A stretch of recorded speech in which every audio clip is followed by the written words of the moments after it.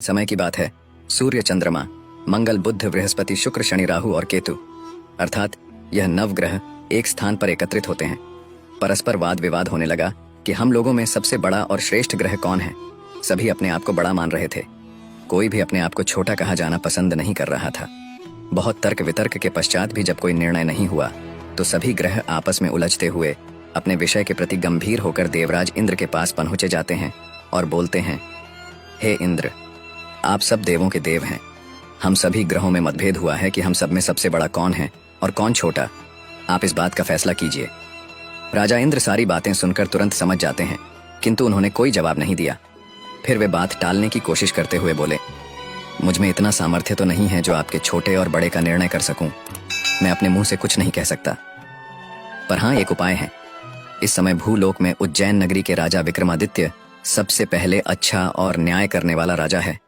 अतः आप सभी उनके पास जाओ। मैं आपका न्याय करने में असमर्थ हूं, मगर राजा विक्रमादित्य अवश्य न्याय करेंगे। देवराज इंद्र के इन वचनों को सुनकर सभी ग्रह पृथ्वी लोक पर राजा विक्रमादित्य के दरबार में जा पहुंच जाते हैं और अपनी समस्या से उन्हें अवगत कराते हैं।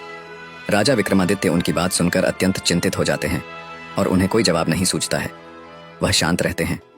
वे मन ही मन सोच रहे थे कि ये सभी ग्रह हैं, किसे छोटा कहूं और किसे बड़ा कहूं। जिसे छोटा कहूंगा वही मुझसे कुपित हो जाएगा। न्याय के लिए जब ये मेरे पास आए हैं तो मुझे न्याय तो करना ही है। किस प्रकार न्याय करूं? शांत चित्त से विचार करने के पश्चात एक उपाय उनके जहन में आता है। फलस्वरूप उन्होंने स्वर्ण, चांदी, कांसी, पीतल, शीशा, रांगा, जस्ता, अभ्रक और लोहा 9 धातुओं के 9 सिंहासन बनवाते हैं और उन सभी आसनों को अपनी राजसभा में क्रम से विधिपूर्वक, जैसे सोने का सिंहासन सबसे आगे तथा लोहे का सबसे पीछे रखवा देता है। इसके पश्चात राजा राज ज्योतिषी को बुलवाकर आदेश देता है कि ज्योतिष ग्रंथों में जिस क्रम में ग्रहों का स्थान है उसी क्रम से ग्रहों के आसन ग्रहण करने की प्रार्थना की जाए। इस प्रकार सबसे उत्तम तथा सबसे आगे रखा हुआ स्वर्ण का बना सिंहासन सूर्य को मिलता है, चांदी का सिंहासन चंद्रमा को तथा शेष धातुओं के सिंहासन अन्य ग्रहों को मिलते हैं। सबसे पीछे रखा हुआ लोहे का बना सिंहासन शनिदेव को मिलता है।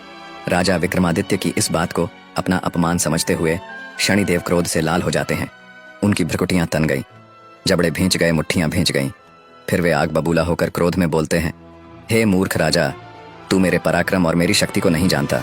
सूर्य 1 राशि पर 1 महीना, चंद्रमा 2.25 दिन, मंगल 1.5 महीना, बृहस्पति 13 महीने, बुध और शुक्र 1-1 महीने, राहु और केतु उल्टे चलते हुए केवल 18 महीने ही एक राशि पर रहते हैं। परंतु मैं एक राशि पर 2.5 अथवा 7.5 साल तक रहता हूँ। बड़े बड़े देवताओं को मैंने कठोर दुखी और कष्ट दिए हैं।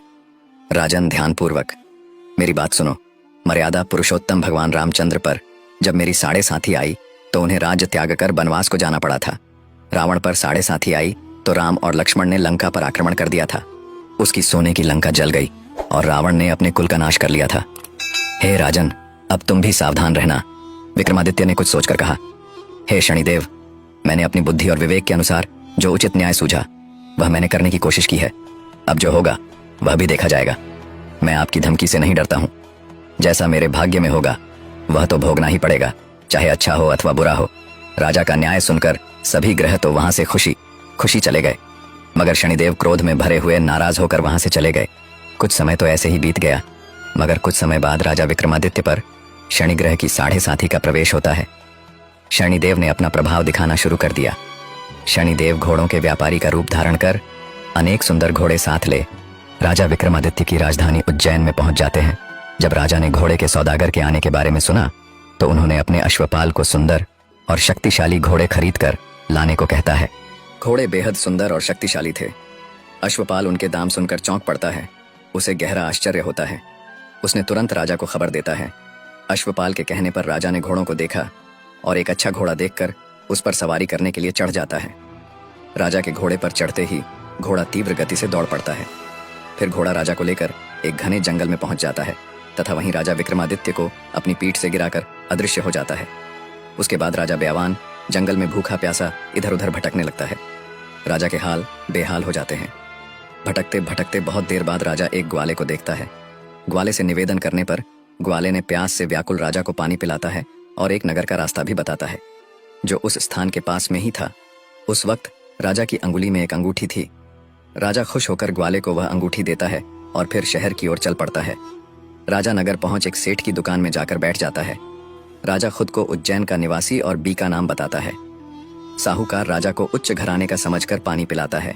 भाग्यवश उस दिन साहूकार की बिक्री पहले वालों दिनों की अपेक्षा अधिक हुई थी। तब सेठ ने राजा को भाग्यवान मानकर उसे अपने साथ अपने घर ले जाता है और भोजन कराता है। भोजन करते वक्त राजा विक्रमादित्य एक अद्भुत घटना देखता है। एक हार खूंटी पर लटक रहा था और खूंटी उस हार को निगल रही थी। इस अद्भुत दृश्य को देखकर उनके पैरों के नीचे की जमीन खिसकने लगती है, लेकिन वो चुप रहता है। सहसा भोजन के बाद जब साहूकार खूंटी पर से हार उतारने के लिए जाता है तो खूंटी पर वह हार नहीं मिलता है। तब उसने सोचा कि बीका के अलावा कोई और व्यक्ति उस कमरे में नहीं आया है, अतः हार की चोरी इसी व्यक्ति ने की है। सेठ जी ने बीका पर चोरी का आरोप लगाते हुए हार लौटाने को कहता है, पर राजा अपनी सफाई देते हुए कहता है कि हे सेठ जी, मैंने आपका हार नहीं चुराया है। मैंने तो हार को खूंटी को निगलते हुए देखा है। आपका हार खूंटी निगल गई है। खूंटी हार नहीं निगल सकती है भला, बेजान चीजें भी किसी चीज को निगलती हैं कभी। इस पर विवाद बढ़ता गया और सेठ बीका को उस नगर के राजा के पास ले जाता है और सारी बात राजा से कहता है। राजा ने आज्ञा दी कि हार का चोर यही व्यक्ति है, इसके हाथ पैर काटकर चौरांगिया कर दो। राजा की आज्ञा पाकर उसके सैनिकों ने विक्रमादित्य के हाथ पैर काटकर जंगल में फेंक देते हैं। फलस्वरूप राजा विक्रमादित्य अपाहिज होकर इधर उधर भटकने लगता है। अब बेचारे राजा की हालत ऐसी हो गई कि किसी ने रोटी का टुकड़ा मुंह में डाल दिया तो खा लिया, अन्यथा यूं ही भूखा प्यासा पड़ा रहता। रास्ते जाते एक तेली की नजर उस पर पड़ती है और वह उस पर तरस खाकर उसे थोड़ा सा तेल उसके घावों पर लगाने को दे देता है, जिसके फलस्वरूप तेली का व्यापार उसी दिन से प्रगति करने लगता है। 2-4 दिन यह क्रम चलता रहा। एक दिन तेली ने व्यापार वृद्धि से प्रसन्न होकर विक्रमादित्य को अपने घर ले जाता है और कोल्हू पर बिठा देता है। विक्रमादित्य कोल्हू पर बैठा अपनी आवाज से बैलों को हाँकता रहता। कुछ वर्षों में शनि की दशा समाप्त हो गई। बीका अपनी उदासी काटने के लिए कभी कभी मल्हार राग गाया करता था। एक रात वह वर्षा को देखकर राग मल्हार गाने लगता है। उसका गीत सुनकर उस शहर के राजा की कन्या उस पर मोहित हो जाती है और दासी से खबर लाने के लिए कहती हैं, देखो तो जरा इस राग को कौन गा रहा है। दासी ने देखा कि एक अपाहिज व्यक्ति तेली के कोल्हू पर बैठा मल्हार गा रहा है। दासी ने महल में आकर सारा वृत्तांत कह सुनाती है। उसी समय राजकुमारी ने निर्णय ले लिया कि वह उसी व्यक्ति से शादी करेगी जो मल्हार गा रहा था। प्रातःकाल दासी जब राजकुमारी को जगाने गई तो राजकुमारी ने खाना पीना त्याग कर बिस्तर पर पड़ी रो रही थी। दासी राजकुमारी का यह हाल देखकर घबरा उठती हैं। वह तुरंत राजा रानी के पास जा पहुंचकर उनसे सारी बातें कह सुनाई। राजा रानी तुरंत राजकुमारी के पास आते हैं और उससे उसके दुख का कारण पूछते हैं। बेटी, तुम क्यों अनशन लिए पड़ी हो? तुम्हें किस बात का दुख है? जो भी पीड़ा हमसे कहो, हम तुम्हारा दुख दूर करने का प्रयत्न करेंगे। राजकुमारी ने अपने मन की मंशा राजा रानी को बता देती है।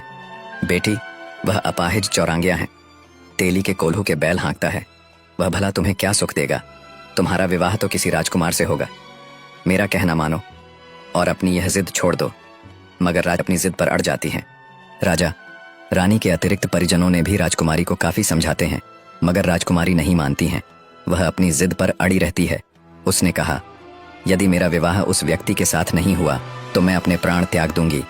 बेटी की जिद देख राजा क्रोधित हो जाता है और कहता है, तेरी ऐसी ही जिद है तो जो तुझे अच्छा लगे वैसा ही कर। फिर राजा तेली को बुलवाता है, उसे सारा हाल कह सुनाता है और तेली को अपाहिज व्यक्ति से अपनी बेटी के विवाह की तैयारी करने का आदेश देता है। फिर राजकुमारी का विवाह अपाहिज विक्रमादित्य बीका के साथ हो गया। वीडियो पसंद आए तो लाइक करके शेयर करें और फॉलो कर लें।